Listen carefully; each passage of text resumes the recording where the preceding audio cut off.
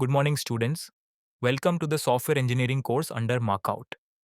This course will help you understand key concepts and clear your doubts regarding this subject. Stay engaged as we will be covering essential topics step by step.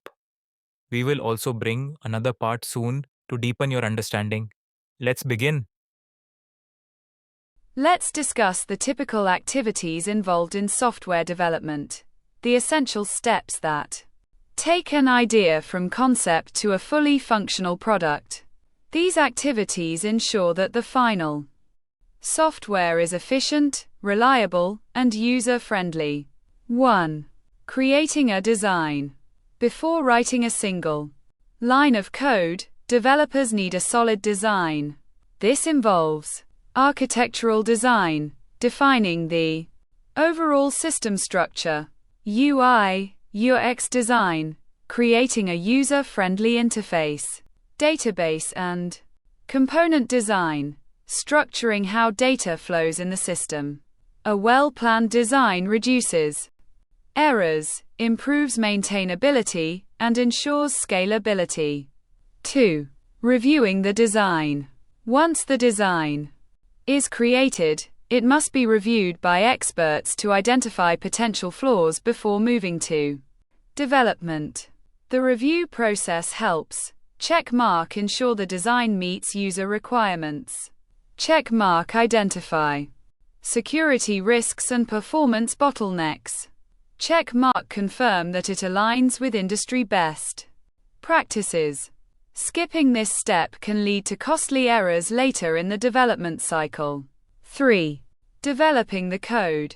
This is where the actual programming begins. Developers write the code based on the reviewed design, choosing the right programming language, Python, Java, C, etc. Following coding standards to ensure readability. Using version control systems like Git for collaboration. A structured coding approach ensures the software is efficient, reusable, and easy to maintain. 4. Inspecting the code. Code inspection is a quality control step where developers review each other's work. This helps Small Diamond find logical errors and security vulnerabilities. Small Diamond improve code readability and maintainability. Small Diamond ensure the code follows best practices and project guidelines.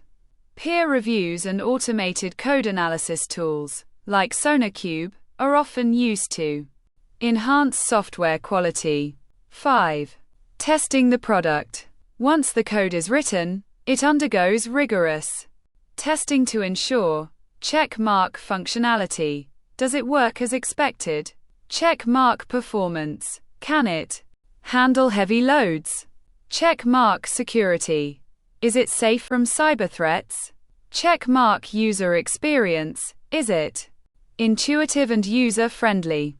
Testing techniques like unit testing, integration testing, and user acceptance testing, UAT, help catch bugs before release. Conclusion. The software development process is much more than just writing code.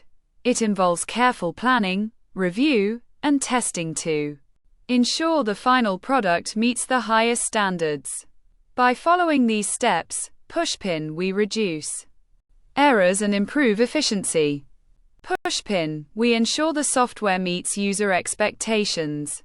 Pushpin we build secure, scalable, and high-quality applications. These are essential components that help to ensure smooth execution and deliver high-quality outcomes. Specifically, we'll focus on developing a project plan, a configuration management plan, a test plan, and an installation plan. Let's start with the project plan. 1. Developing the project plan. A project plan is the foundation of any successful project. It outlines the scope, objectives, timelines, resources, and risk management strategies. Developing a project plan requires gathering input from stakeholders to ensure that everyone's expectations are aligned and that the project's goals are clear. This document serves as a roadmap that guides the team through the project's lifecycle, helping them stay on track, manage risks, and meet deadlines. Key steps include defining the scope of work, creating a schedule, identifying resources, and establishing a communication strategy. 2. Developing the configuration management plan. Next, we have the configuration management plan. This is a critical document in projects that involve complex systems or software.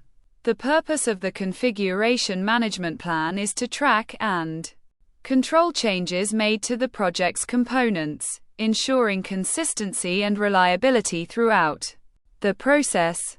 It includes guidelines for how changes will be identified, evaluated, approved, and documented.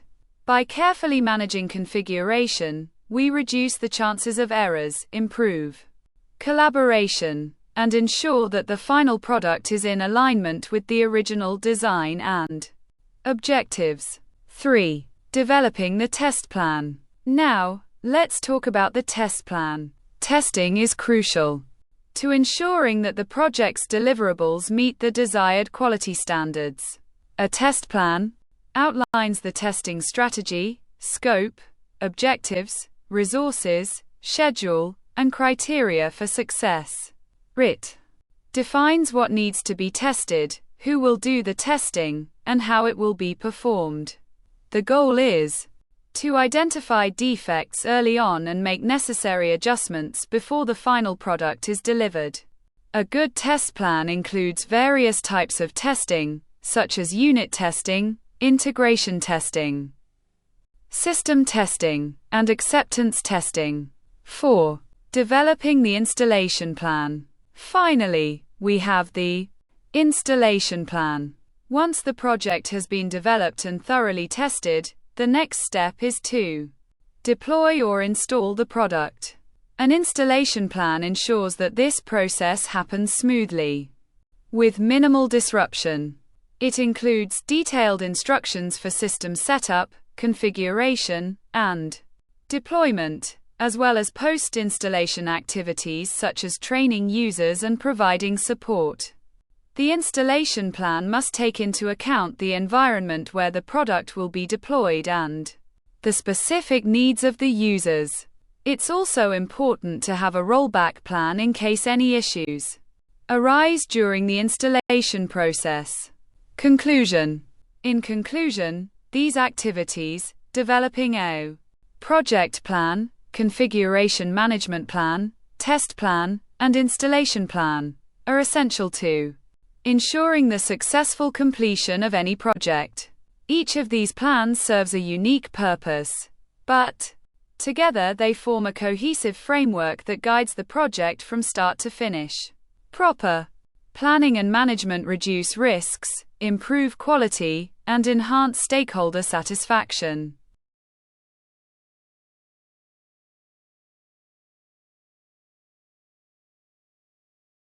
I would like to discuss one of the most widely used and versatile software development models, the spiral model. This model is known for its adaptability and its emphasis on risk management, making it an excellent choice for complex projects. The spiral model combines elements of both iterative development and traditional waterfall processes, providing a structured yet flexible approach. Let's explore some of the key strengths of the spiral model that make it particularly effective for many projects. 1. Emphasis on risk management. One of the most significant strengths of the spiral model is its focus on risk management. In each iteration or spiral, risks are identified, analyzed, and addressed early on. This ensures that potential problems are caught and mitigated before they can escalate, which is especially beneficial for large or high-risk projects. By regularly evaluating risks, The spiral model helps prevent costly mistakes and increases the likelihood of project success. 2. Flexibility and adaptability. The spiral model is incredibly flexible, which is one of its greatest advantages. Unlike more rigid models, such as the waterfall model, the spiral model allows for changes and revisions as the project progresses. Since development happens in iterative cycles, teams can adapt to evolving requirements, incorporate new technologies, and refine their approach as they go. This is ideal for projects where requirements may not be completely clear at the outset, or where changes are likely due to market shifts, customer feedback, or new insights. 3. Continuous customer feedback. Another strength of the spiral model is its emphasis on customer feedback. Because the project is developed in phases, with each cycle involving design, development, and testing, the customer is involved throughout the process. Regular feedback helps ensure that the final product aligns with the customer's needs and expectations. This reduces the likelihood of building something that misses the mark and enhances customer satisfaction. 4. Improved quality. With its focus on iterative development and frequent testing, the spiral model promotes improved quality. Each cycle includes rigorous testing and validation of the product, allowing developers to catch bugs early and address issues before they become more costly to fix. The repeated testing and refinement contribute to a more stable, robust, and high-quality end product. 5. Early detection of problems. The spiral model allows for the early detection of problems. Since each phase includes reviews and testing, issues with design, functionality, or other aspects of the product can be identified and corrected early on. This proactive approach to problem solving helps avoid significant delays or failures later in the project. 6. Clear milestones and deliverables. Another key strength is the clear milestones and deliverables that are established at the beginning of each cycle. This provides clear targets for the team and allows for better tracking of progress. These frequent deliverables also provide stakeholders with tangible results to review, which helps maintain alignment between the development team and project stakeholders. 7. Suitability for large and complex projects. Finally, the spiral model is particularly well suited for large and complex projects. Its iterative nature makes it manageable for intricate projects that require flexibility and constant refinement. 4. Large-scale software development or projects with significant technical complexity. The spiral model allows for an organized approach without sacrificing adaptability. Conclusion. In conclusion, the spiral model offers several key strengths that make it a powerful tool for managing complex software development projects. Its emphasis on risk management, flexibility, continuous feedback, and early problem detection ensures that the final product is of high quality and aligned with customer needs. By providing a structured yet adaptable approach, the spiral model can handle the uncertainties and complexities inherent in many modern software projects. An important aspect of the structured evolutionary prototyping model, when to use it. While this model offers flexibility and iterative development, it is not always the right choice for every project. Understanding when to apply it effectively can lead to better software development outcomes. Handling unstable or unclear requirements.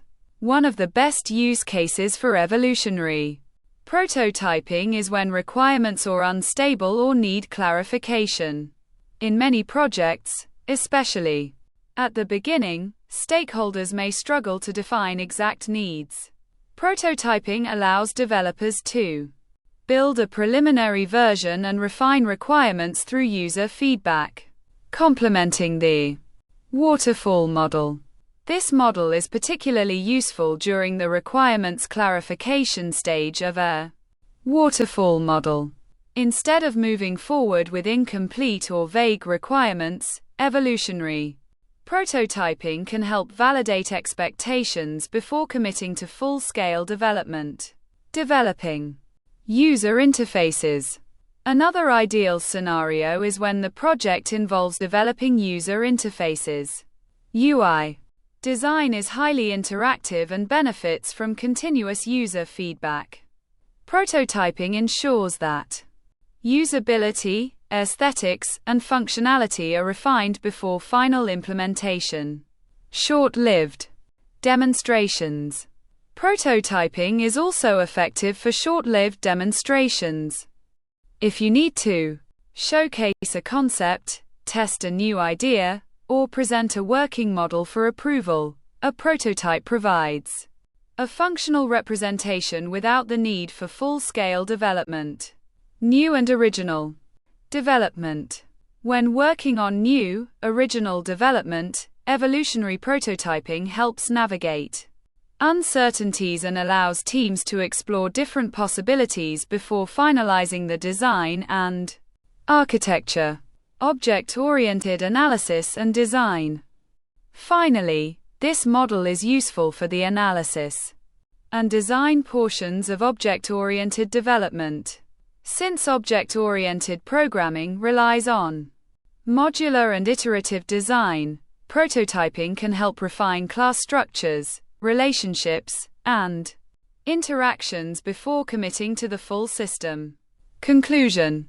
In summary, the structured evolutionary prototyping model is highly effective when dealing with unclear requirements, developing user interfaces, presenting short-term demonstrations, or working on innovative projects. It also serves as a valuable tool during the early stages of structured development. Methodologies like waterfall and object-oriented programming.